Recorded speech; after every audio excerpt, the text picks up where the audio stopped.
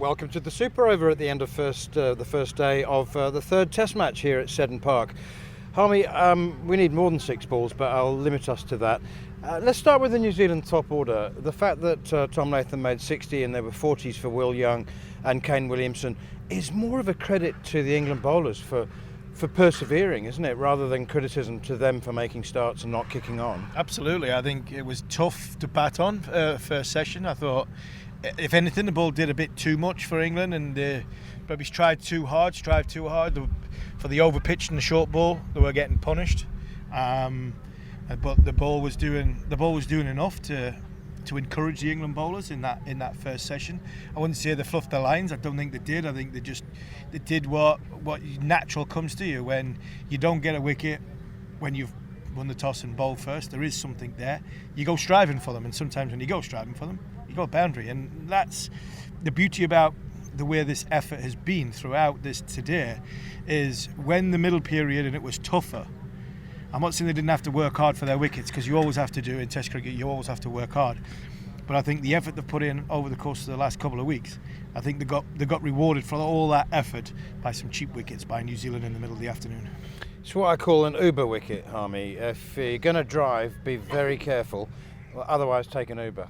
Yeah, exactly. Yeah, if you feel as though you've had half too many or one too many, definitely get an Uber. And I think England will bat differently on that wicket because, I mean, there was a lot of tentativeness from New Zealand in that middle period, and I mean, we all know England have got there's not a tentative bone in anybody's body in that England team. So I'm intrigued to see what it's going to look like when we stand here tomorrow night. Third ball is the seam attack. All 4 seamers getting through a lot of work. The largely Durham seam attack and Gus Atkinson. That was interesting. Why didn't Shoaib Bashir bowl? Do you know what? I'd be interested to sort of hear that from Ben. If we bump into him later on, I'll ask him.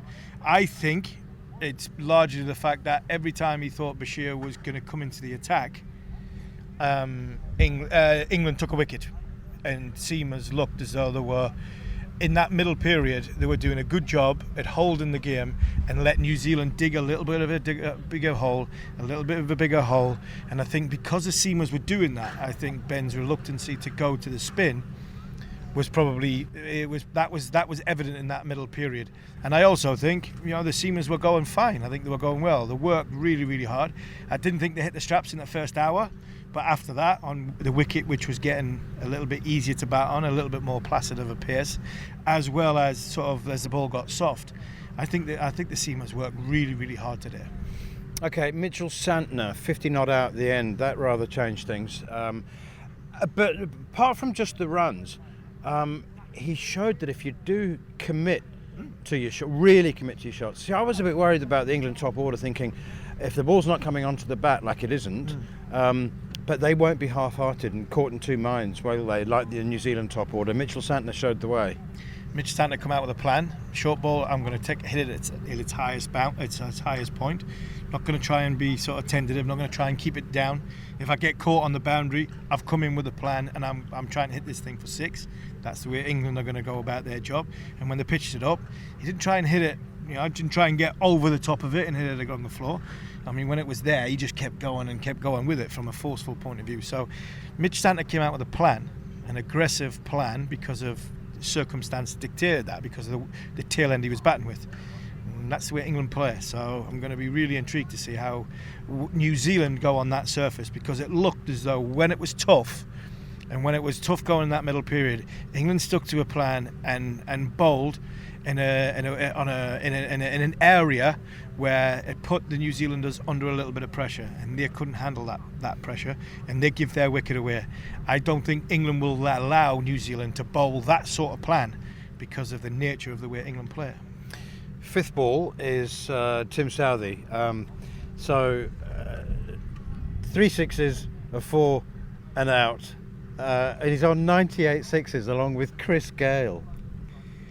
I mean, when you hit the first one over the top of over the leg side, and you're thinking, could he? And then he gets another one, and then another one, and then the last one, the one he got out on, it looked as though he was just trying to hit it too straight, as opposed to sort of going in the wheelhouse arc. It bounced a little bit as well. It was a good bit of bowling, but yeah, I mean, it tells itself. The number does tell itself. He's gone past some ridiculous players. I mean, Brian Lara, Sewag, you've got Callis, all these players have hit less sixes in their career than Tim Southee. So now, fair play to him. Hopefully in 2 days' time, I wouldn't be adverse if he came down. If by this time Bashir will be bowling, throw 2 up in the air, he hits 2 sixes, he chips 1 up in the air, walks off to what would be a standing ovation, because he does deserve, whatever he leaves here, a standing ovation. And it was a nice touch tonight by the England team when he walked out to bat to the middle, for the first time in his last Test appearance, that they give him a guard of honour, and it was a special moment between him and Ben Stokes. You just stolen my thunder. The 6th ball was going to be, where do you stand on guards of honour? I think sometimes when people do retire and do look for the fanfare that aren't at the level that they are, I don't think it's right. I think sometimes you have to accept the standing that somebody's had in the game, and the standing that Tim Southee's had in the game inside New Zealand cricket. 2nd all-time wicket taker behind Sir Richard Hadley.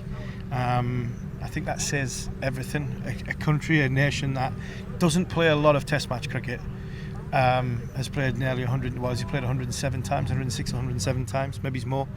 A guard of honour, I think, was the right thing for Tim Southee. Day of full of emotion for him. He had his daughter Indy, his 6-year-old daughter Indy, with him when the national anthems were played.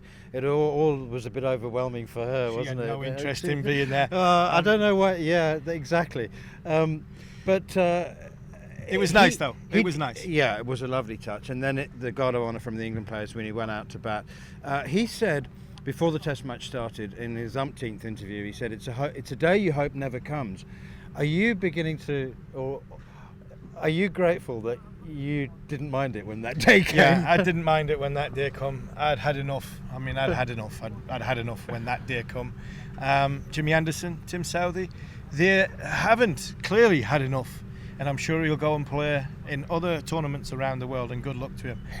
I think he's gone out at the right time, and I hope, and I do hope, that some of the New Zealand former players that are potentially giving him some stick about his performances in the last few weeks, really celebrate what happens over the course of his last 24 hours in the job, because he's been a great servant. I have it on good authority that he's got a couple of decent T20 contracts lined up, so he will be able to ease himself into retirement. That's it from the Super Over today. More tomorrow. On AM, on DAB, via the talkSPORT app and on your smart speaker. talkSPORT.